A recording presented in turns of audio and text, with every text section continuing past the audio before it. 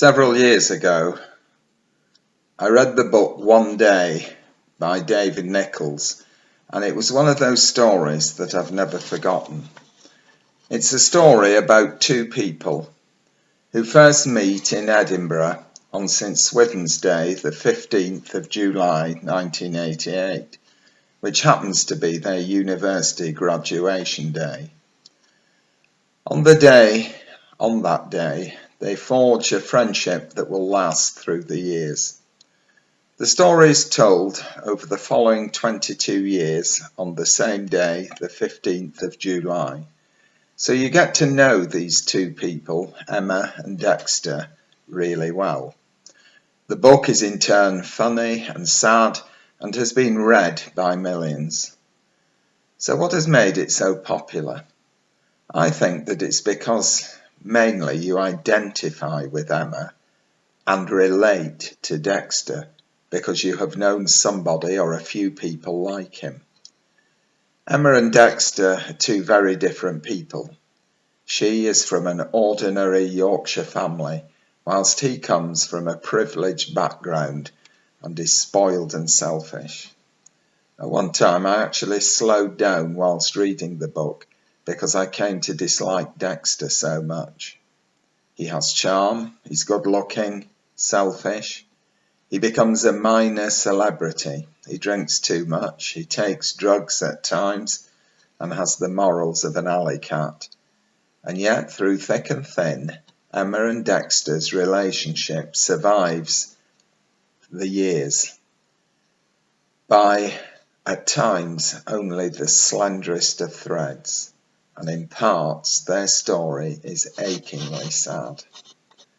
The book abounds with lost opportunities, those incidents and moments when a sentence, a word, a touch, or a small action could and does change the course of a life and make each of us what and who we are.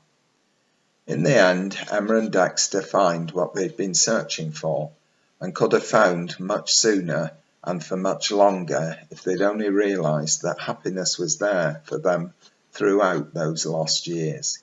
All they had to have done was to reach out and grasp it.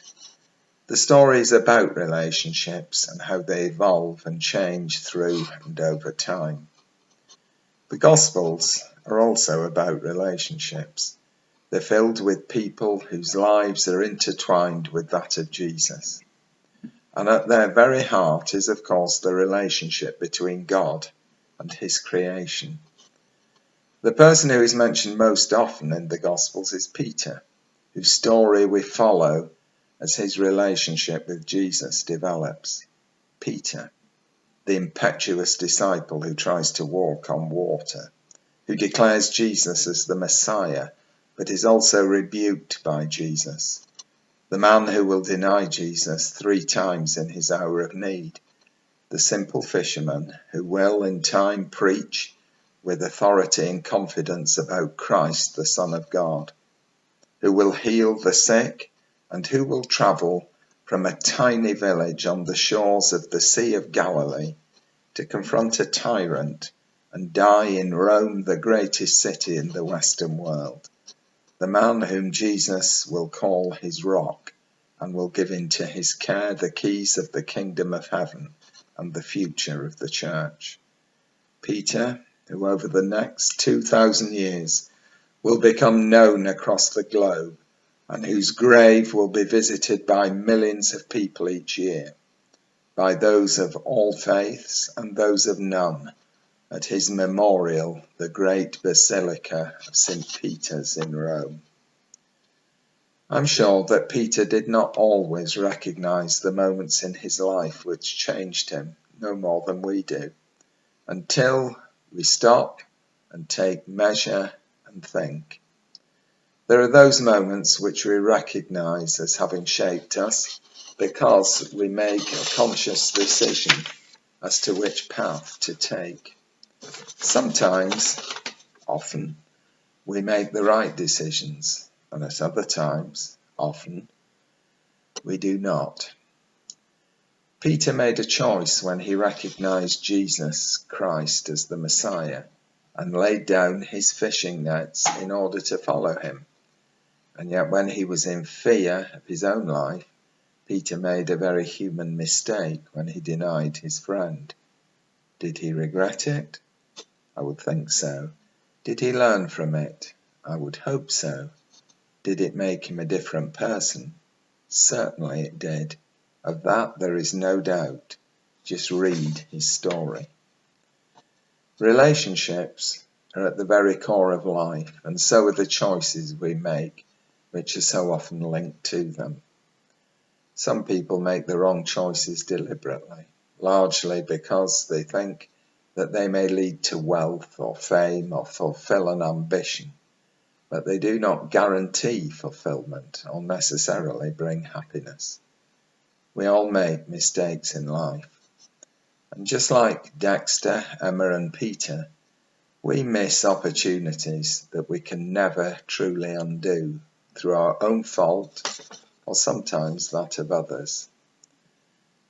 I think that Jesus chose Peter to be the rock on which to build his church, perhaps because Peter is so like most of us, in fact probably all of us.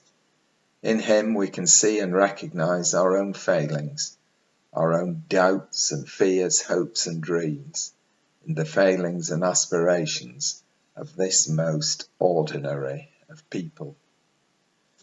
When Jesus turned to Peter and said, "Here, I will give to you the keys of the kingdom of heaven," I think he's also saying that to us. He's saying to us, here for you are the keys of the kingdom of heaven. Here they are. Take them and use them. Use them to unlock the door to faith and hope, the door which is open to all of you and to all people. Trust me and believe me when I tell you that I am with you always, always, until the very end of time.